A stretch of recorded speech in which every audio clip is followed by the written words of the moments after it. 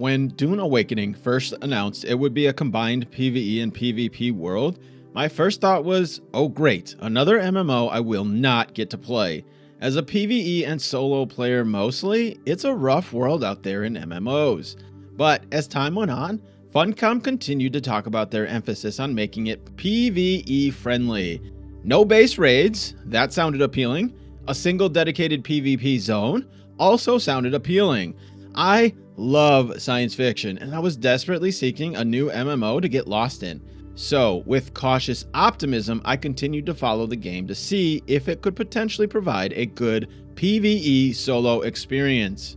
After hours of detailed breaking down of live streams and 20 hours in the wide-scale beta myself, I have come to the conclusion it absolutely, positively, 1000% is PvE and solo friendly, and that includes Endgame.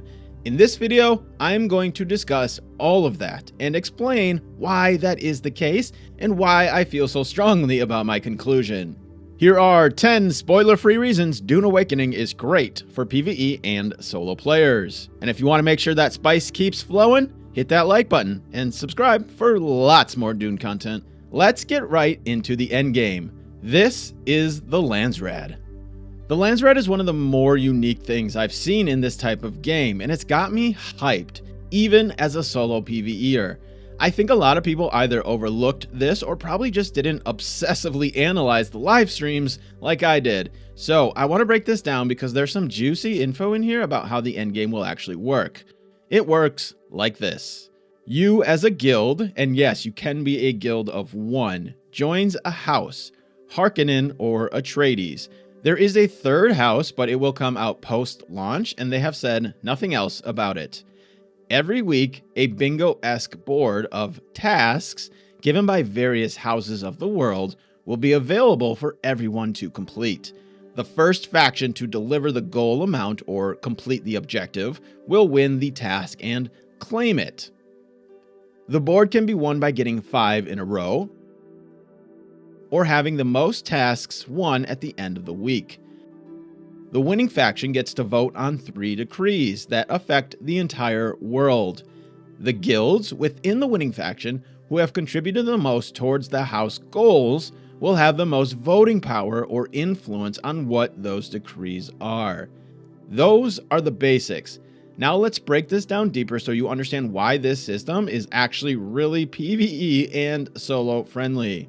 First, the main rewards are the decrees, which you get if you are simply part of the winning faction. You don't even need to contribute anything. Some of the decrees they have shown, for example, that would benefit your faction are things like reduced repair costs and refining times by 75%. This would apply to everyone in the winning faction. Some decrees apply to everyone overall, like the right of salvage, which turns the PvP into all items dropped on death, and others like resource cost benefits, or even exclusive access to better weapons from a special vendor seem to be for the winning faction only. Regardless, win or lose, contribute or not, you will still be part of the endgame grind and benefits as long as you make a guild of one and choose a faction. Now, let's say you do want to contribute. You will get individual rewards regardless of what any other guild is doing. There will be PvP and PvE options like holding a point in the deep desert, PvP, or engaging in combat against NPCs, PvE, or, like the examples that they have showed, getting and delivering resources. They have mentioned that you can still get these rewards even if other guilds already complete them, or even if the other faction already wins it, which is huge. That means you don't have to worry about large guilds completing these tasks within minutes of them appearing and locking you out from all the rewards. As a solo PvEer, you can get all the benefits of this as everyone else, just not to the same scale. For example, you might not have time to do all of the tasks in a week. The only thing you probably won't get to do is have enough influence to vote on the decree, but you will still get the benefits of it. Number 2, it's an easy grind. Right from the beginning, farming resources is easy. You'd think in a barren wasteland things would be scarce, but they are not. All the basic resources are plentiful. Stone, metal, fiber, all that basic survival stuff. Even the resource that keeps your base powered is easy to get. You'll have more than you need by the time you actually power up your first base. To get your heal kits, basic armor, weapons, and even basic building stuff. All this can be done in literal seconds, and you can craft it in your inventory. From each node, you get a significant amount too, and that only improves as you get better tools. On top of that, resource nodes and scavenger camps reset ridiculously fast. I can't give an exact time, but I found myself repeatedly just farming the few nodes outside my base over and over, and almost never having to go very far to get everything I needed for those commonly used resources. Typically, I spend a lot of time farming those basic things because you usually need so much of it. I spent very little time doing that here, and that makes it so incredibly appealing to a solo player like me. The entire time, the only thing that ever got to a point of feeling like I couldn't get enough of it was water, and that kind of makes sense. You are in a desert. But really, that's mostly because I was using the wrong methods. Once I finally discovered the right tools, and there is more than one good method, water became easy too. Number 3, exclusive loot. All the loot is exclusive to you. So if you come across an important resource location that has already been taken down, you can run through and grab the goods for yourself. There's few things more frustrating as a solo player than having to wait for a quiet server time in order to be able to get the things that you need. This way, you can always be assured you have access to the important resources and loot. Number 4, the PVE zone is massive. The PVE zone, Haga Basin, is about the same size as the Conan Exiles map. The only exception is the small wrecks that are PvP zones within. There are plenty of points of interest to check out and explore and things to do. In my 20 hours, I barely got up to the furthest point, which is just a tiny bit of the entire PvE zone. Things continued to be different as I went further north. It introduced me to new elements. Even though you are in a desert the whole time, I was surprised by how much the environment seemed to vary in just the small portion I was in. As you travel further and further north, I'm certain it will continue to have a lot of new things to explore. The open desert also felt alive and utilized incredibly well. The sandworm is one of the coolest things in a game ever. I won't show my visuals or the sound right here because you really need to experience it for yourself. Even if you've already seen clips, get yourself a pair of headphones, turn up the volume, and run across the sand with a bunch of loot and see if that doesn't make you feel something. There are other things in the open desert as well that give it more than just a space between things. They did an amazing job at using that open space really, really well. Also, I will mention this in case you do build up enough courage to venture into the PvP zone. It is insanely large. Look at this comparison. That is a country in real life that it's bigger than.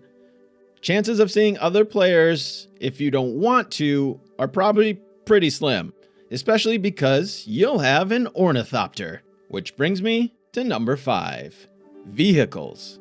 It don't matter if you're a solo, a PvE, a PvP player, whatever. Vehicles, man. Vehicles. That's all I really need to say. I can probably just end the video right here. Flying around in an ornithopter, building a dune buggy with rockets on it. I mean, come on. None of that of which I got to do, but it's obviously got me hyped.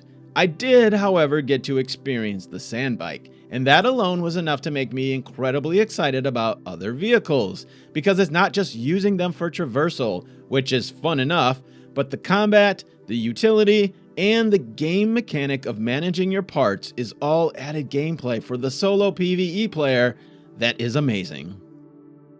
The exchange is the in-game trading platform between players. You've seen this before, whether it's directly built in or just on another platform like Discord, but it's particularly important in Dune for a couple reasons. For one, you can create blueprints for buildings, which opens up a whole avenue of architects who can sell their builds on the market, and other players can buy those blueprints and instantly craft a cool base for themselves.